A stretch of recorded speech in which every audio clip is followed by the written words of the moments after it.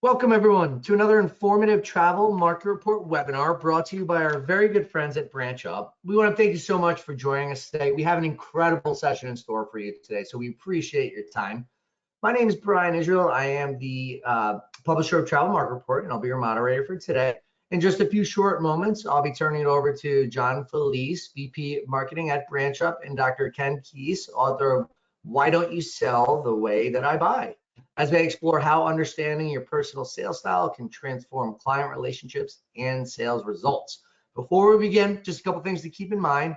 We will be raffling off one $300 Amex gift card at the end of the webinar, but as you know, you must be on when we draw the winner. So please stay with us for the entirety of the webinar. I promise it's going to be worth your time. As always, we want this to be an interactive session. So as Ken and John are going through their discussion, please send in any questions or comments you have in the question box. We are going to try to get to a live Q&A once the end of the conversation happens. And, so please send in any questions or comments you have. And finally, we will be recording the webinar. We will be hosting it on travelmarketreport.com. We're also going to send you a link to the recorded webinar once we've completed later today. So you can always pass it along to a colleague that you think it might be great for, which I have a feeling that'll be the case. Or if you missed anything or you wanted to go back and take some notes that you missed, you can always just pop onto the recording. And without further ado, I'll turn it over to John and Ken. Thanks so much. And I just want to kick off by saying, Ken, thank you so much for joining us today. And for our guests, I just want to introduce Dr. Keese. He is an expert on leadership, purpose, wellness, and a global authority on personality and behavioral assessments. Over the past 36 years, he's done more than 3,000 presentations, 10,000 hours of consulting and coaching, and has written numerous books, including Why Aren't You More Like Me, Deliberate Leadership, and The Quest for Purpose. Best-selling authors that you may know of, Ken Blanchard, Jim Koos, and Marshall Goldsmith have all endorsed his work. But what I'm really excited about is that we're going to be talking about sales today, and Ken comes from a sales background. So you're not going to be getting strictly an academic presentation today. This is a man who's walked in your shoes and knows a lot about sales. That said, I'll turn it over to you, Ken, and thank you again for joining us. Thanks, John. And let's turn our cameras off so that we can jump right into it. Thank you very much for Travel Market Report and BranchUp for sponsoring this. As John said, my name's Dr. Ken Keese. I've been in this space for a long time, 36 years, and then our company CRGs have been around for I guess it's 46 years, 1979. Boy, how that time goes. Now, I never thought I would kind of be in this space, but as John said, I actually got into this space. I was the #1 sales performer for an agricultural company. So I have a diploma in nutrition and genetics, and I was a dairy nutritionist, and I also was selling other items in the agricultural field. I was the #1 performer for that team. So I actually grew up on a dairy farm. So, hey, here's I had my own dairy farm. So, hey, what are you doing here now? I never thought I'd kind of be in this space. So, and I had the highest retention of all the sales performers. So as John said, I've come out of that.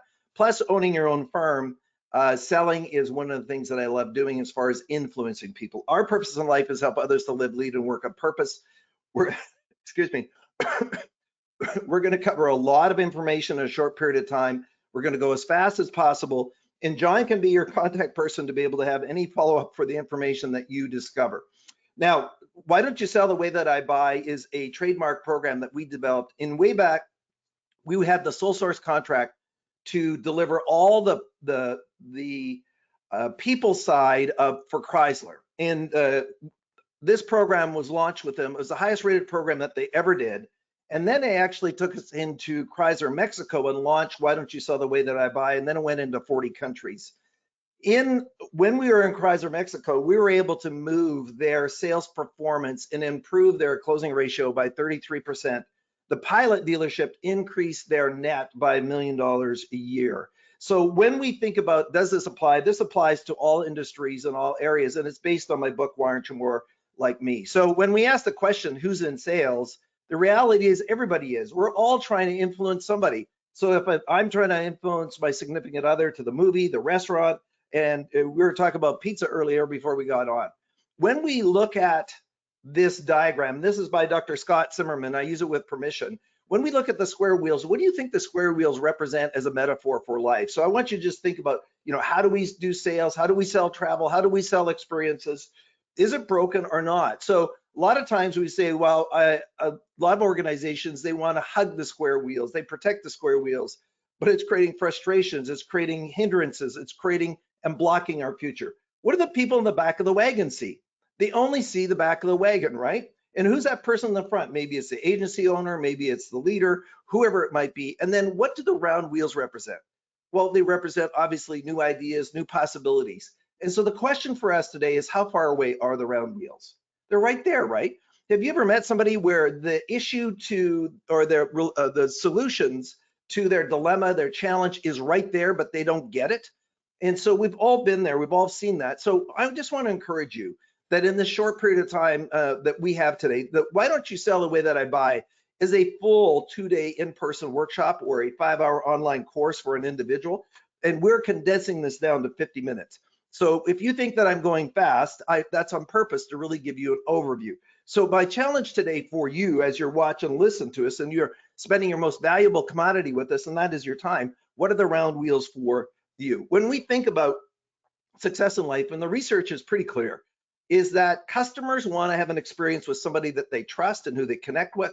And 84% of customers say that really my interaction with the individual, even though we all shop on Amazon, but even the Amazon support and how they do things is important on how I'm going to be successful in life. So it really, the data is there, the relationship is there. And if we think about travel, I'm a travel guy. So one year I had 150 airplane sites. So I think I've actually had over 1,000 flights in my lifetime, and a lot of it in business. And boy, the people there really can make a big difference. And the other side, when we think about it, is that employees and executives, that we want to create a culture of success. And sales culture and sales success doesn't happen by accident. You can't be out there and doing fitness and being fit by accident, just thinking about it. You actually have to do something. The other one is that the research shows is that organizations that support regular sales training. It's interesting. I get in the industry, I've been here for 10 years, I know it all. No, it's this constant refining, this constant brushing up, this constant commitment to development and growth. So when we think about our philosophy for Why Don't You Sell the Way That I Buy, and we'll get into our psychological assessments and tools in about 10, 15 minutes here, and really talk about why behavioral selling is so important.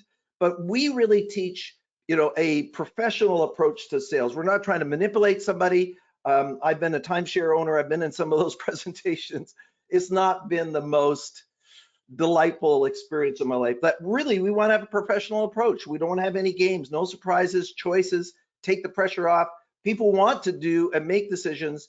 And so it's my responsibility as a professional to be able to help them to get the information so that they can make a quality decision. So how do I do that? How do I do that so I meet the client's needs, not my needs?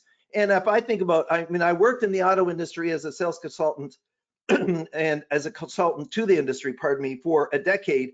A lot of the manipulation is still there. It's unfortunate where people just are not getting it. Stop it already. Just help me to purchase whatever I'm looking for. So let's go through this process. So we believe that knowing the person, developing the relationship is the most important part of it. Then I can come with my solutions because I need the trust. I need the information.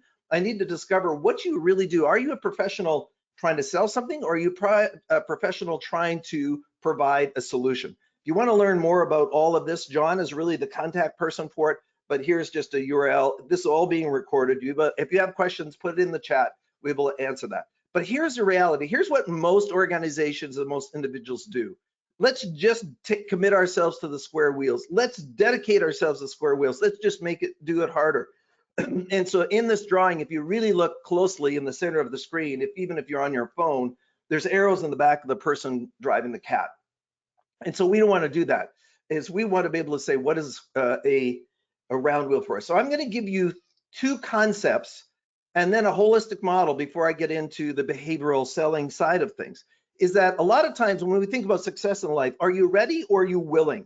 So when we talk about ready and willing, is that everybody goes through an emotional process if I need to implement change. So if I'm going to have a new diet, usually it's not about trying something new and eating differently. It's stopping what I've been doing. I'm ending the old behavior, ending all the old habits. And then we have this neutral zone is really this emotional process I go through to begin something new. And all of us go through no matter what it is. Why do people change? Why would you consider the content that we're covering here today? Why would you get involved with that? Well, there are many reasons, but there are two primary ones we want to note today. And that is, number one, the hope of gain. What is the benefit for you that if you were to sell more, to build more, to have more reputation, more repeat business, or to avoiding some pain? That if I do, excuse me, if I don't adjust my approach, I'm not getting the results that I want, and maybe I'm going to be out of business or not get the level that I want to achieve. When we think about readiness, we're talking about ability. So let's say John has a growth on his knee. I've always been interested in medical science, but he can't get into the hospital, the doctor, they're all booked. So John comes over to me and I said, listen, I've got some Black & Decker tools at my garage. Come on over, I'll work on your knee on Saturday. I mean, what's John's confidence? So a lot of times people are given roles, responsibilities, but they don't have the ability. They actually don't know that they don't know that they don't know. And I'll cite that research here in a bit. And then the other side is attitude. So we've been doing it a certain way, then we introduce a new process, a new software. Then of course, I don't really want to do it. The other one is, maybe I'm selling in a way that's contrary to my values, contrary to my selling style. Then my willingness is going to go down. I have the skill set, but I don't have the capabilities. And I'll tell a story about that. So we all have different levels. There's people who are not ready, not willing. We have this, the number two could be the most challenging for us. Have you ever met somebody where they say they're going to do something and then they never get around doing it? So they talk a good talk, but don't really deliver.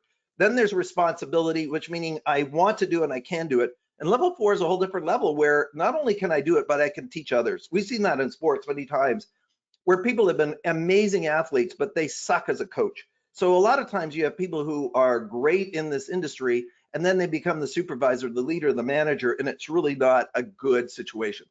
When we think about personality or sales style or behavioral selling and matching different ones, we go through this window we call credibility. And so I just want to ask you these questions and then for you to think about it and ponder it. You know, what is credibility? Who has it? Who doesn't? And so what? Why should we care? So when we think about credibility from a definition point of view, it is your reputation. So you didn't know me prior to this session. Or many of you didn't. John and I did, and John and I have a long relationship together. And so I appreciate me having the credibility that he would invite me here to be part of your session today. So it's your reputation. So reputation is behavior in motion. It's what you do and what you don't do.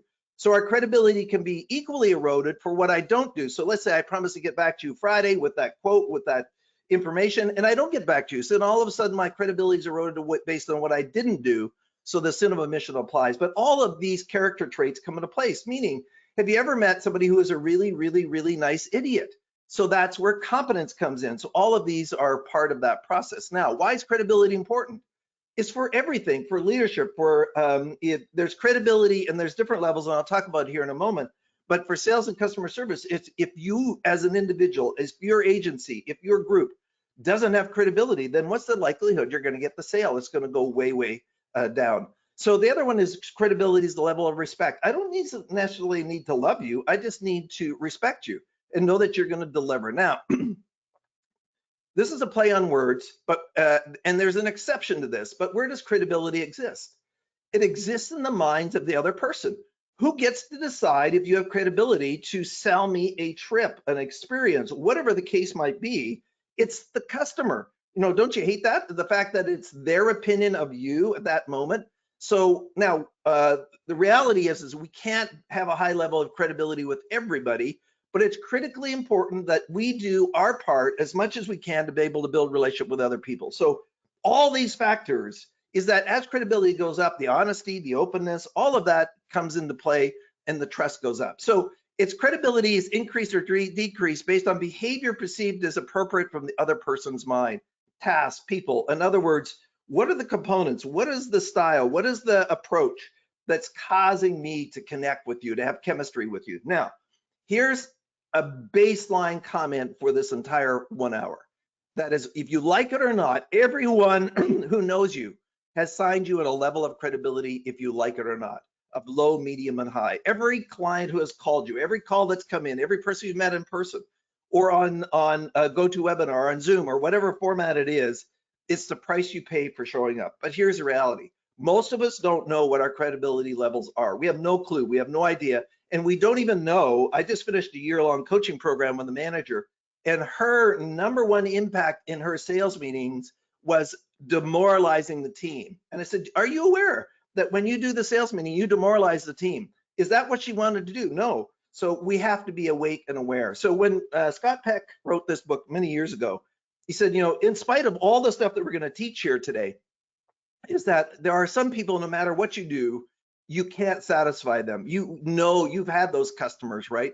And he calls that the most difficult thing to teach, which is character disorder. So it doesn't matter. These are the people that blame everybody else for what's going on. They never take any personal responsibility.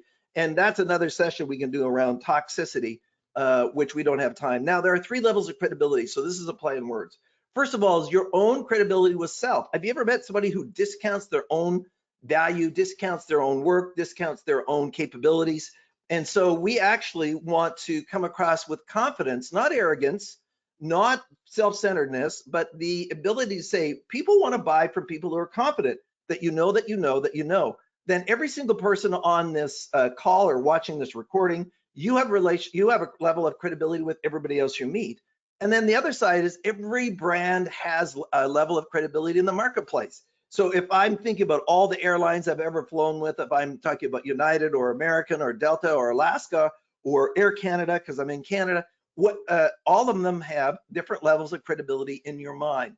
Now, when my colleague, Jim Kouzes, New York Times bestseller of the book Credibility, just for your own information, if you're thinking about culture and a work culture that's going to cause the highest level of performance in salespeople, then these 4 credibility factors are non-negotiable. Number 1 is honesty. I need to be real. Number 2 is competence. Do I know what I'm doing? Number 3 is forward-looking, meaning where are we going? And number 3 is inspiring, is how are my goals, my objectives in life connected to this organization and where you're going and my passions and my purpose. So all of those are critically important to us. So when we think about why don't you sell the way that I buy, we also want to say that self-awareness is really foundational to this whole process, and it's for our sustainability. Many of you have seen the Johari window. It's areas that I know about myself and you know about me. There's stuff you know about me, my blind spots that you don't.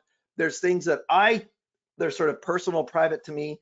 And then there's things that I don't even know about myself. So this whole thing about life is a round wheel to say, how can I expand my knowledge of self?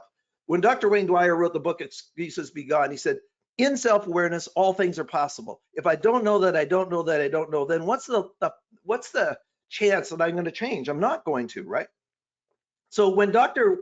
Tasha, and she was on my podcast, wrote the book Insights, the New York Times bestseller, she said, what percentage of people believe that they're self-aware? So this comes to us as salespeople that, you know, I'm a really good salesperson. This is how I come across. This is how people think about me. So 95% of people, excuse me, believe that they are self-aware, meaning my opinion of self, my thoughts of how other people experience me is congruent with what you would say about me. Then Tasha went out and had her students go out and interview people around you, around John, around Ken, around whoever it is, Michelle. And I want you to think about what percentage of people where their opinion of self was actually aligned with others. It was only 10%. 85% of people are delusional. They don't know that they don't know that they don't know. So as a result, now this is not from a judgment point of view. This is just a reality, is that people are just not awake. The reason I have this image here is that my daughter-in-law and son went out to buy a car. It's actually, they end up buying a Mazda CX-5 eventually. But they were in this auto dealership. This is my daughter-in-law's car, and the sales rep refused to talk to her. I said, like, what is this guy? What is going on? And my son continuously said, no, this is Alana's car. This is for her. Talk to her. And he would not talk to her. This is the kind of stuff that I'm talking about in sales. It happens all the time. The other one is that we believe in a strengths model. You want to play to your strengths mostly. Developing your weaknesses is highly overrated. We need to be aware of them. We need to be awake of them, but what are they? When we think about mindset, and by the way, we have a free gift for you in one of my books here at the end. We'll give you a link to that for a download. But Dr. Martin Sigelman gave me permission to include this in my purpose book, is when he did the 25-year study around people's mindsets. Is your mindset around sales, optimistic or pessimistic, has a greater impact on your success than just about anything else. We don't have time to kind of go through this, but I just want to encourage you that you would dive into that. It's amazing. It is a deep book. It's a third-year psychology book, but it's very, very important. Are you optimistic or pessimistic? And this is going to highly influence the outcomes that you're going to have, and sales is a predictor of that.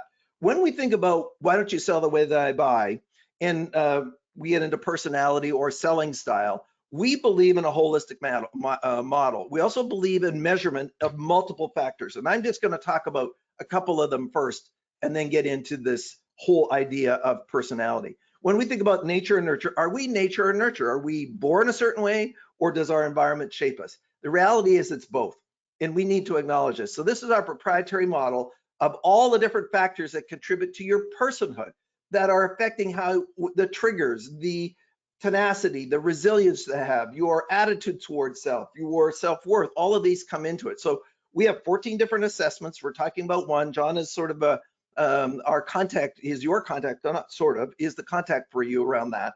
And so this is where we're going to spend most of our time is around personal or selling style. So we have a sales style indicator that where you measure your selling style. But here's the challenge when we think about it. When a customer buys, it's their buying style that matters. So it's not right, it's not wrong, there's no judgment, it just is. So if we think about credibility in the window there, is my selling style matching the customer's buying style? So again, when there was a study done by TalentSmart and said, okay, self-awareness of personal or sales style is so predominant that it's more important than your education, your knowledge of travel, your knowledge of all the systems. It actually transcends all other factors. And according to them, if you don't know this information, then only 2% of people will realize their full potential. This is how important it is. And I've been around CRG now since 1989 and bought the company 22 years ago. So this is just my passion around that. When I know this information, it affects all my relationships in my life, and sales be included. Now, very quickly, I'm just going to go around all these other factors. You can talk to John about the other factors that contribute, but biophysical factors.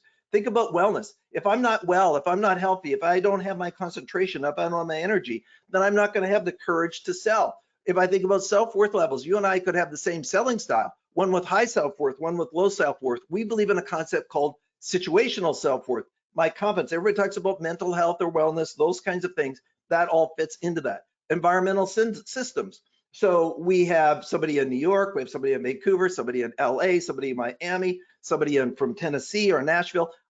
These environmental systems cause me to see the life differently. So that's that process where we measure that. When we think about social teachers, most of us are aware of or conscious of this whole concept of values, is that how I've been nurtured, how I've been brought up. If I am a 12-year-old in Afghanistan, Iran, LA, Japan, or Canada, I'm going to have a different perspective on life. So all of these factors contribute to who I am.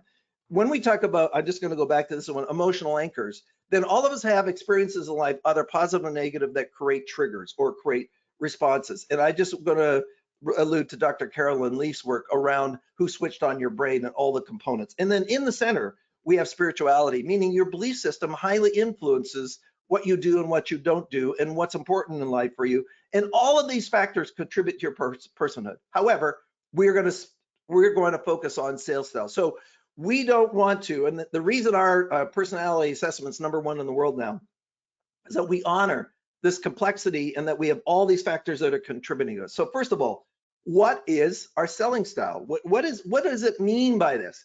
So we believe that you have, and this is proved scientifically, that you have a natural predisposition. You have a natural approach to perceive, approach, and interact with the environment, which includes time, people, tasks, and situations.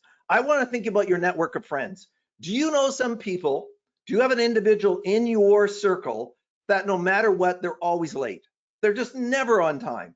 And can you think of somebody else in your circle? No matter what, if there is a storm, if there's a hurricane, it doesn't matter, they are always early. Why is that? So we have orientations towards time. And then there are some people, you've met them, they're in customer service roles and they hate people. And you know that they hate people. And they say, what are you doing in this job? You really should be in maintenance. And so we all, this is again, not a judgment. We have these natural predispositions. The other side, I want you to think about it. If you're a parent or a sibling, so if you have 2 or more kids and you have the same parents and same environment, are they the same? And most parents would say, no, they're different. I said, well, what causes them to be different? Same parents, same environment, same situation, yeah, but they're different. We believe this is biological. So you are naturally born. So we believe that your selling style and your personality does not change throughout your lifetime. And here's why this is important. If I don't have this consistency, if I don't have this natural predisposition, that means that tomorrow I'm going to change to be John and John is going to change to be me. I don't have any consistency in my personhood. It's not right, it's not wrong. So I can build my life on this foundation as part of that process. Yet at the same time, all these other factors we don't measure around IQ or even health or appearance. So if I have a certain selling style, but I am sick and I'm ill, then I'm going to come across differently. The other thing that I want to note, when we think about a lot of times when people get into personalities that we want to do a career, we don't connect that whatsoever. We don't believe in that. Interests, gifts, and talents are different measures than selling style, because you and I could have the same selling style. I want to sell computer systems. You want to sell an experience to somebody. I want to sell training. Somebody else wants to sell a fire truck. So again, interests, gifts, and talent are separate measures and not part of selling style. So again, we mentioned this earlier, we want to play to our strengths mostly. So can I be in a role in a process? So we have a sales style indicator, and you can talk to John about this later on, where you go online and in 12 minutes, you can complete this assessment. And this actually was launched, Bruce Rares, who's unfortunately passed away now, when we were developing this together, this was the #1 tool used at Apple. And before its time and changed all its name. So let me just take a moment now. When we think about behavioral or selling style, all of us have what we call the 4 dimensions or 4 types. There's all kinds of different terms that are used in the industry, just at different intensities. And here's what's unique about our approach in this, is that all of us have a blend of these 4 different components. It's the intensities of those blends, intensity of those dimensions that influence what we do and don't want to do in terms of our selling style, but also our responses. So there's 4 components here: behavioral action, cognitive analysis, interpersonal harmony, and affective expressive. Now, I don't want to get into a party game because there are some assessments out there that name you like a color or an animal, and we're way more sophisticated than that. We believe that your blend is the most important. So when you complete the assessment, you actually get an intensity rating on a bar graph, and the interaction between them, between these different dimensions, is as important as what your highest score is. So you'll notice in this example, interpersonal harmony is the highest and affective expressive is next, but cognitive analysis is low. But if I was interpersonal harmony and then cognitive analysis was second, I'm a completely different person than somebody who has interpersonal and affective as their 2 highest dimensions. Now notice in this bar graph, we actually have in our model 3 of the dimensions influencing who we are. That's one of the proprietary things that we do, is that what if I have a blend and I have all 3 or even all 4? How do I show up? Well, the other tools don't acknowledge that. And then what's happening is, based on this intensity, you'll see the words we use up there. This is the influence of what I perceive, but also what I want to do and how I want to do it on a day-to-day basis. If I'm in a role of responsibility, and this is something for everybody that's listening in leadership, but also for yourself, a lot of times we get promoted into misery. In other words, I get moved into a sales role, a sales position, a customer service, a opportunity that is not a fit for me. The last research is that 80 to 90% of people dislike what they do for mildly irritate the loathe. We believe one of the contributing factors is the nature of the work is not a match to the nature of the position. So that is critically important to me. When we think about flexibility, and again, if somebody ever goes and completes the assessment, this will become live for you, or if you get the book Warrant and More Like Me as well, is that very few people have what we call one dimension high. So trying to allude to who I am with one of those boxes is not fair. 90% of the population is a blend of 2, 3, or even 4 different dimensions. So we're just going to skip over a couple of these because of our time frame. I want to allude to this. It's very, very critical because there's other assessments that are quite, quote unquote, judgmental. There's no style, dimension, or pattern that's better than another. They're simply different. And the reality for us is that if I'm on a role and a responsibility or selling in a manner, in other words, let's say I'm doing telesales versus in person or versus a tour guide. My aunt is a tour guide, been doing that for years from the East Coast down to Florida on buses. She just loves doing that, but she hates to sell the tour itself. She loves to be the tour guide. So there's no style dimension that's better or than another. There's just different. But do I know what my selling style is? If you don't know, how are you going to make a decision about the role responsibility that's being offered to you? So understanding style patterns. So in our work, if you complete the assessment, you get a summary report. We took 20 years to refine these reports so that people have an understanding of who they are. But here's what happens. Either you control your sales style or your sales style will control you. So at any given moment, we always have the choice to respond in a certain way. And sometimes we have lost the sale, we've lost credibility, we've lost our reputation because of us not being in control of self. Have you ever been in a grocery store where you watched a 3 or a 4-year-old take out a parent? And they're so upset that the parent will say to the child, if you keep acting like that, I'm going to leave you here. Well, you're not going to leave them there. That's just your frustration. And the 4-year-old has already figured out how to take you out. So our clients could do that too if we're not awake and aware of what our style is. One of the things, and the reason I have the water glasses here, I want you to have sort of a visual thing in your head.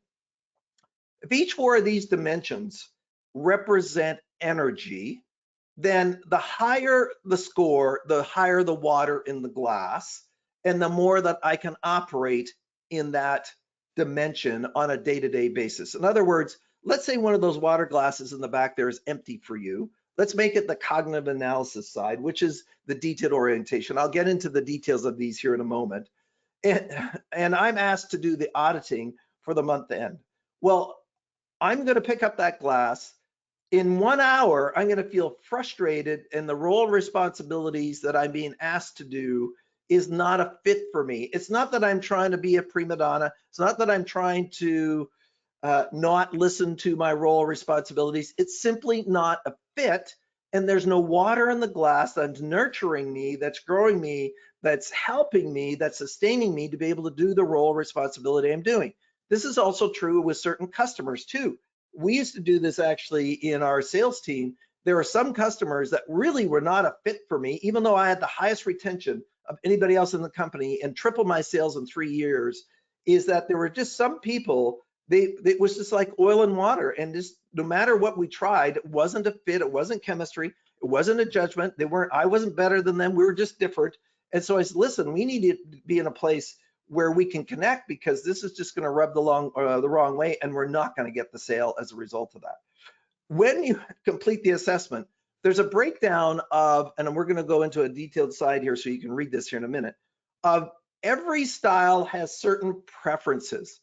And the reason that our tool, 85% of people, when people complete the assessment, believe 85% of the comments to be a resonation for them or resonates for them, is the reason that's true is that unless style is predictive, there's no way we could write these reports as part of that process. So when we think about the 4 dimensions, now, if I have a glass of cold water in one hand and a glass of hot water in another, and then I have a third glass in the center and I pour the 2 waters together, I now have warm water, right? Well, hot and cold water is these dimensions in their purest sense, which I'm just going to take a few minutes to go through. The reality is the majority of us are warm water. But to understand warm water, I need to understand cold and hot. So this is each of the dimensions in their purest sense. So when we think about behavioral action individuals, these people are direct, they get to the point, they want the answers now. Now, I want you to think about, this isn't just for you selling, this is also for your customers, your clients. If you ever had a client, they just want the bottom line, they just want the summary. If you try to go through the 20 pages of documentation on every stop and what's going on, what's happening, you're going to lose them. In other words, why don't you sell the way that I buy? In other words, I want to buy with a bottom line. I want direct. I want to see your confidence. I need pace. And if you waste time with these people, they're going to blow you off because time is everything to them. In other words, you could have the perfect solution for them, but if you disrespect their timeline, then they won't buy from you because that is one of the major motivators for them. So now, the other thing that can happen if your behavioral action from a leadership point of view is because your intensity, you can actually intimidate other people. If you're selling in a forceful way, that can intimidate somebody. And so there are some people who won't buy because you're too intense because that behavioral action side is coming out. So again, they don't necessarily show their emotions very easily. They have to be active. They make decisions quickly, no hesitation. The other side from a personal point of view is that these people can be workaholics. And so if you're in the industry, you're the one that's doing 12 hours a day, and then you expect everybody else to do the same thing. When we think about some of the difficulties, again, too forceful, think their ways best, insensitive to the prospect's needs, in other words, their emotions, can be manipulative or coercive. So we don't want that. Lonely or fatigued because they want to do it themselves as part of that process. So again, when we think about our assessment for values, these are underpinnings that really drive this group. Challenge, independence, power, and responsibility. And what we mean by power is if I have a responsibility without authority, then this will be very frustrating for this individual. In other words, I need to be, if you want me to be in charge to make this sales quota, but I can't make any decisions, then that's going to be very frustrating for them. Cognitive analysis. This is a person who wants quality, wants details, seeks security. They're going to have all these questions about that. And in many cases, when these individuals are going to go purchase, they want all the details, and they're going to be checking and tracking with multiple sources. They're going on this quest of discovery. The same thing is that they make decisions based on the volume of data that's produced. But this is also true for you. So a lot of times, if you are a detailed-oriented selling person and you have a behavioral action buyer, then you could overwhelm them with too much information and lose the sale, lose the relationship, because you are burdening me with too much information. On the other hand, if I'm a behavioral action individual and you're a cognitive analysis individual purchasing from me, then I need the information. I need the data. You need to slow down for me. And your pace, your lack of details is actually, going to erode the credibility with that individual. Now, these are individuals that see the gaps. So if there's 100 words in an essay, 99 spelt right, 1 spelt wrong, they're the ones that see the errors. So again, they can be frustrating for people because they're going to be incessant with their questions. However, they're eventually going to buy from somebody. And we used to joke in the auto industry is that if you're not serving them and you're trying to avoid them, what are you doing anyways? You're just sitting doing nothing. So they can show anger. They value being on time. In other words, if you say that you're going to get this back to them by 3 o'clock on Friday, and you don't get back to them till 4 o'clock on Friday, you have eroded your credibility with them. So this is not pace, meaning time like behavioral action. This is being on time. This is keeping your promises. If you can't be on time with your promise, meaning you say 3 o'clock and it comes at 4, then I can't trust anything else that you say. The other one is that these individuals will be, even though they're introverted, they're very high on their verbal challenges. So just be aware of that. Now, if you're in this industry and you have a lot of cognitive analysis, then this is where if you have a lot of pressure, then taking care of sort of your physicality is very, very important. In other words, cold calls, those kinds of things could be very stressful for you just as an orientation. And when we think about the value set for you is that intimacy, meaning you want to have a few friends deep, organization, meaning you hate chaos. So if you have a system or a process where nobody knows anything, the details and what's really going on, then that's going to be frustrating for them. And then respect and safety. Now, my daughter, who is now a mother of 3, but when she was going to high school, she had a teacher who was just chaotic, who was not organized. And my daughter has a lot of this cognitive analysis. She hated that teacher because she knew that she was going to walk in, it was chaos, and there was okay, what's the direction for this assignment? What are we going to be doing? And he didn't really know. So it just drove her nuts as quote unquote a buyer of influence because of that. Interpersonal harmony. Now, these are the individuals who are reliable, they're consistent, they love to get along with other people, they're warm, they're friendly. Now, one of the challenges is that these individuals can be taken advantage of. They also invented this word, what we call sabotage. Because they are dedicated, reliable, and love to serve others, other people can take advantage of that. They can take it for granted. And so one of the things, if you are an interpersonal harmony person yourself, we teach you around being assertive, is that don't let it build up, because conflict actually really bothers this group. Doesn't matter.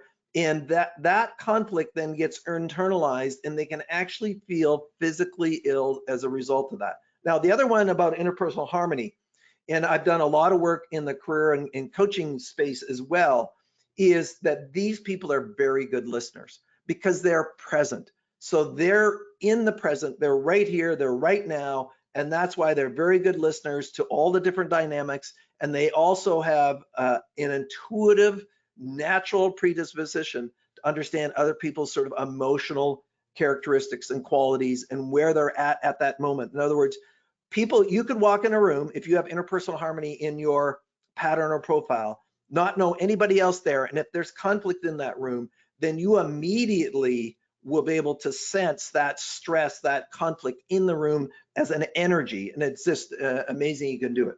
So very patient, quiet. Now, here's the one thing is, because these individuals are not what we call nonverbal, is that you have thoughts, but you don't necessarily, because you're introverted, you don't share them with other individuals. So my encouragement is, if you have this in your profile, is that your opinion matters, and that opinion needs to be shared, and I can't guess what's in your head.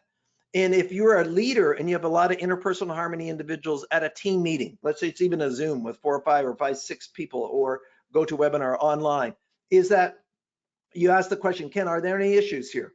And nobody says anything. That doesn't mean that there are no issues. It just means that that group doesn't want to share that issue in front of the other group members. So you take them aside privately, on a call, in person, whatever the situation is, and then they will tell you what's really going on. They will not, especially if there's an issue and the issue involves somebody else in the room, there's no way they're going to share that. Now, other individuals don't care. I'll just say, hey, John, I don't like what you're doing, what's happening, and I'm going to set that. So be aware and awake that even your clients, if they feel tension and you say, any other questions? And they say no, they could have 100 questions. If you have the training where you understand and get a sense of this style type from a buyer and selling point of view, is that you need to take your time with them and make sure that it's friendly. Now, here's the deal. These individuals are not looking to buy a product. They are looking to build a relationship with somebody they trust that then will work with them to discover their needs so that you can provide a solution with them and for them rather than the other way around. Promotes harmony, can allow prospects, in other words, to take advantage of you. You don't stand up for yourself. And the other one is on the right-hand side, it says bitter if unappreciated. So speak up for yourself, have your voice, have your strength. And when we said sabotage, is that they can be passive aggressive. Don't get that way, because that's going to affect you. Just be real of what's going on. It's not easy. Now, from a values point of view, appreciation, harmony meaning a lack of conflict. Loving is really caring and supporting for others, and security. And finally, the last dimension is affective expressive. So these are the individuals that are outgoing, networkers, connectors, intuitive, all kinds of creative ideas. This is my aunt who loves to do the tour guide, just meeting the people, all the different crazy things that can happen on a tour. So they love people. Now, here's what happens with affective expressive individuals, and I have a son like that. He's very manageable because he worked with our company for many years before becoming one of the top realtors in the area, because he understands this, is that affective expressive individuals are naturally the most optimistic. They tend to and can exaggerate, and or they overpromise and underdeliver. Oh yeah, we'll be able to get that whole package together for your group within this time. And knowing if the stars and moons and everything lines up, then I would be able to do that. But they don't really have a contingency. So they're not meaning to misrepresent, but because they come across as very confident, but they like to be liked. And so sometimes they will actually say things so that they are liked, rather than what the truth is that maybe what I'm going to say to you is not going to be received in a positive manner. And so rather than tell you that, then I'm just going to sort of avoid. And that's an interesting thing where they come across very confident, but they like to be liked. And so my encouragement when we think about these as clients, a lot of times they can come in with 100 different ideas about where they're going to go. You have no idea what trip, what experience they want to have, and you need to kind of whittle it down. And they can call you, and it could be spontaneous and then do nothing as well. So not bad, not good, just different. So when we think about affective expressive, a lot of times you would think the affective expressive is the most successful salesperson. That has not been our research. The challenge is these people are verbal, and a lot of times they'll sell what they're selling, and then because they keep talking, they buy it back. And so learning how to, and this is my son even told me this one in grade 10, his dad, I've learned how to shut up. So you could be too talkative. You want to be able to listen. You want to be able to understand what are the needs of the people that you are serving, internally, externally. Could you be quiet enough to do it? Yes, you have this natural gift of communicating and influencing others. Yet at the same time, if I do that too much, then you turn people off as a result of that. So for them, attention, acceptance, pleasure, play, it means fun. I don't want to be in a work environment that's just all controlled. They need variety. Variety has to be part of their life. Otherwise, that's not going to be successful for them. So in many situations, our greatest strength can also be our greatest limitation. Now, I know that you wanted to wrap up in about 3 minutes. So here's what I'm going to do. I have a bunch of other content I don't have time to kind of go through. So what I'm going to do is give you just a quick overview. Your selling style is not an excuse for your behavior. So this is how I am. So you complete an assessment, you find out your selling style. That's not getting you the results you want. We're not asking you to change who you are. We're asking you to consider that you adjust your approach to meet the need of the other person first. And so then your success goes up. And we teach 3 things. Now, this is the in-depth interpretations that people get when they complete the assessment. It's 2 full pages to be able to help you understand your sales training. When we think about how people buy, this is a very quick grid of how people make decisions. If they're high B and they're phoning you, they've already decided they want to do it. They're looking for somebody competent, and they've already decided. The cognitive analysis person is looking for information. They're going to take weeks and months. Interpersonal harmony are the most practical. It's going to be seconds. Affective expressive is that, oh, it sounds good enough. Maybe I'm going to buy it right now. I have a friend like that where he's always looking for the cheap flights, gets the notification, and 2 days later he's off to Miami to do something. So, but it wasn't even on his schedule before.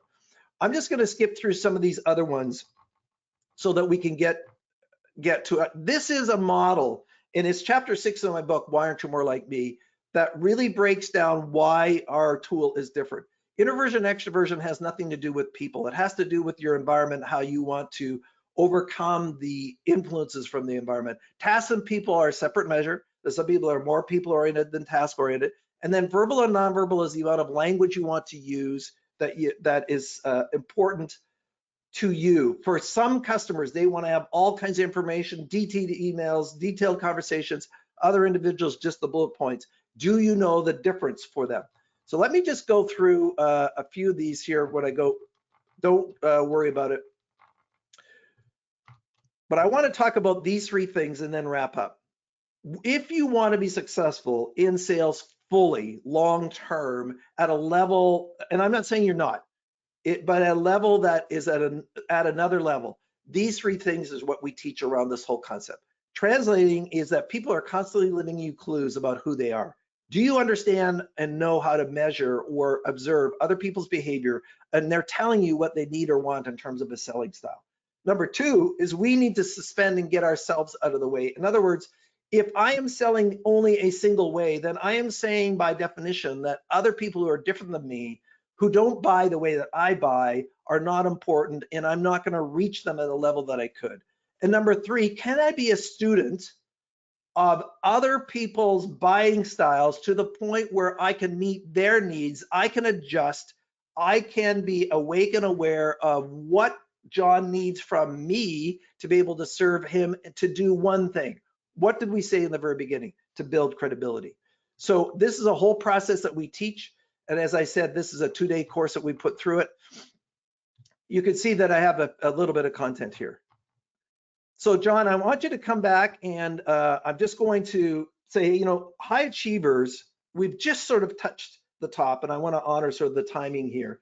High achievers take a thought and go to the next level. So my question to you is, what is a round wheel for you as a result of the time that we're spending here today? If we think about selling style and buying style as a concept, and obviously we've just touched the surface, and we can go way deeper into this. What does that mean to you? How could this serve you as a professional? And again, there's a whole online course or possibility for that, other pieces there with them. So let's just talk for a moment. What is the best idea or personal commitment you could think of? Is there one thing that you could relate to in the time that we spent together that would be valuable for you, that you could apply right now, that you want to consider, or you want to follow up with John with additional information? So here's a free gift for you. I've written a book, The Quest for Purpose. 80 to 90% of people dislike what they do, from mildly irritate to loathe. I'm going to give you a free download ebook of The Quest for Purpose. If you go to the special hidden link for this group only, you go to my speaker site, kenkeis, KEIS.com/travel, and you'll find a hidden page, and you'll be able to get the download of this book, The Quest for Purpose. So let's take a break. Let's stop. Obviously, there's lots that we can cover that's in a 5 or a 6 hour seminar, but we wanted to give you the highlights to say, can you consider this? Do you know what your selling style is? Do you know how to measure or observe person's buying style? Do you know how to adjust to them? And is that a consideration for you as a professional in customer service, serving both internally and externally? Let me take a break and stop here for a moment and said, okay, any questions, thoughts, things in the chat, and I'll let our moderators inform me of what you're discovering or finding. Ken, thank you so much for all the incredible information. And just a reminder to all of our advisors, we are recording the webinar. We're going to send you a link. I know that Ken had a ton of information that he presented to you, and he did a fantastic job of getting as much out as he could in the 50 or so minutes that he's been presenting. But a lot of incredible information here. I will say, and I think this question might be more to John. So Ken, you mentioned that the advisors could have access to certain tools like the assessment and things like that. And you alluded to asking John sort of how they can get access to that. Is there access to some of those tools? And John, how do we do that? Well, let me partly answer as John unmutes. So John is our CRG Associates. All our tools and resources are available on our platform 24/7. And just as you have agencies represent certain travel products, John represents the assessments. So those assessments and online courses are available 24/7. And John is our licensed authority to be able to serve and help and coach people who are interested through that. And I'll just add, we will email you a link to the resources post-webinar, and absolutely answer any questions that you didn't have the chance to ask, and maybe you were one of those personalities that doesn't want to ask it here. That's right. John. Yeah, fantastic. I think, quite honestly, I think a lot of introspection is happening right now, and you know, it was so much great information, and I think things that you can't necessarily right off the top of your head sort of fire off a question about. So I think it's probably best that we actually give everyone some time to absorb all of the wonderful information that Ken just brought to them. And please, everyone, reach out to John for, or work with John, and John will get you the links, as he mentioned. And please read that, like the book that Ken is giving everyone. Ken, would you mind going back to the slide there that has the I think book? I've got it. Okay, let me go back to that. There it is. Yeah, So- perfect. Just leave it there for us. Please, guys, Okay. grab a screenshot of that, punch it into your browser. You absolutely should be, I think, reading this book. And also, why aren't you more like me, right? I believe, Right. Ken, was that? Yeah? Yeah, Why Aren't You More Like Me? Available on Amazon, and And it's there for you. And Brian, I will just take a moment. So Ken, I loved your question at the end. And when I think about myself as an AI personal style, I can work with bees pretty easily, but the cognitive analysis, selling to them is really hard for me. And so your question was really great. Like, what do I need to think about to be able to do better? And I'm just like, okay, yes, on one side, we're good listeners. On the other, it's like more detail. Well, one of the things we're teaching, and let me just put my video on too, is one of the things that we're teaching is we are preempting the people that we already know can frustrate us. We already know sort of intuitively people that we get along with and have chemistry with, but we don't really have a methodology, a process, a system to understand it, to be intentional with all our behaviors. So you're right.